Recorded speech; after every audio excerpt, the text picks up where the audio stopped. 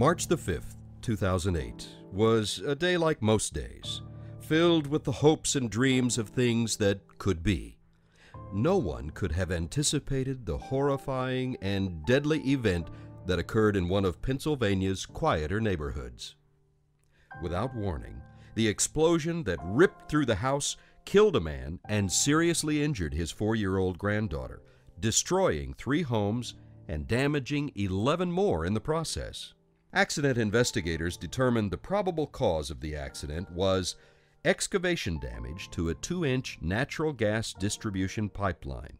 The pipe's protective coating had been stripped and made the pipe susceptible to corrosion and failure. Further research showed that 5 years earlier, a sewer line to the house was replaced. The sewer line crossed the gas pipeline near the location where the pipeline later failed.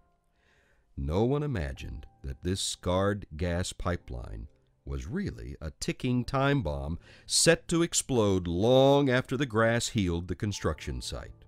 The victims of this incident didn't have a clue of the impending destruction.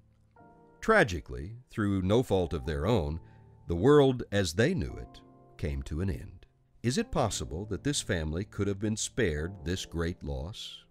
And perhaps more importantly, what do you need to know to prevent this from happening to you and your family? We dig around our homes, around our farms, at deer camps, and we've got a responsibility. We've got to make sure we call before we dig, before we get on that backhoe and start moving things around and find out where we're at so we don't do any damage. It's critical for us, for our safety, for the safety of others that we call before we dig. We ought to apply all our resources that we can to protect life and property, and this is certainly part of it. So I'm going to make sure I call before I dig and encourage my friends and everyone I know to do so. And I thank y'all for helping be part of this important effort. There's no question but that we need to educate the public about the importance of these issues. And educating the public is critical because the truth is that no one has more at stake with less information than the average citizen of our state. It may be that person said, well, look, a buddy of mine got a backhoe down the street, and I'm going to get him to dig that old stump up. Well, how long that tree been there? Oh, it ain't been there about 20 years. Well, guess what? When that tree was little, they laid a water line or a gas line or a sewer line or something beside it. And when they dig up that stump, guess what else they get? Normally, you don't dig up a line no more. Yeah. You dig up multiple lines. You get to see everything laid up in front of you.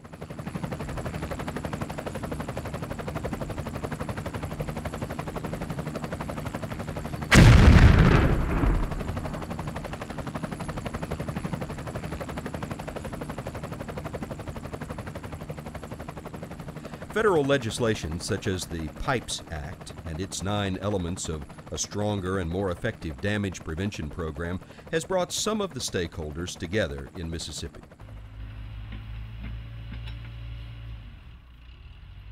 This diverse group of stakeholders agreed to work through their past differences to keep their state in tune with the federal initiatives.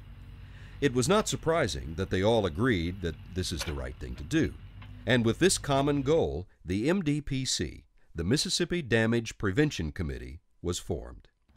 It was determined that the first step toward a stronger and more measurable damage prevention program was to require all owners and/or operators of underground facilities to be a member of Mississippi One Call.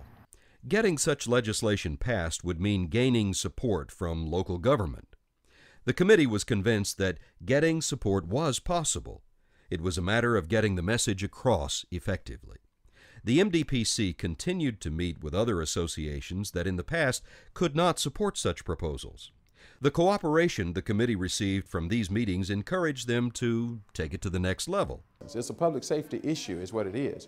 And Mississippi One Call and all these prevention measures, it's not just about digging anymore. It's about protection and about being able to function. And I think that all of the citizens, and particularly the policymakers and public officials, need to be aware of that. They need to just get out there and spread the word that, listen, we need to talk to Mississippi One Call. We need to talk to all of these people that are dealing with these issues, preventive measures, to make sure that everybody's on the same page. 2 champions making Mississippi a safer place to live and work are Representative Tyrone Ellis, chairman of the House Public Utilities Committee, and Senator Nolan Metatol, chairman of the Senate Public Utilities Committee. Their unique perspectives and understanding of these vital issues led them to author and introduce a bill in the 2008 legislative session requiring all owners and/or operators of underground facilities to be a member of Mississippi One Call. The bill passed in the House by a vote of 116 to 2 and was adopted by the Senate unanimously. This vote, coupled with the support outside of the Capitol, energized the MDPC to identify the next logical steps to strengthen Mississippi's damage prevention program. We're very proud of our underground infrastructure and realizing that we're so blessed, and we want to protect it, but of course the main thing is to protect the lives out there.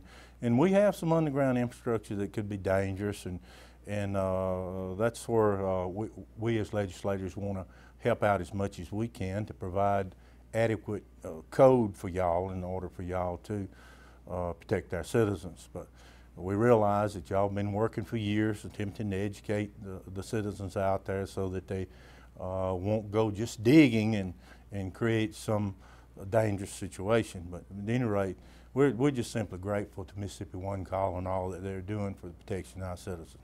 Some would ask,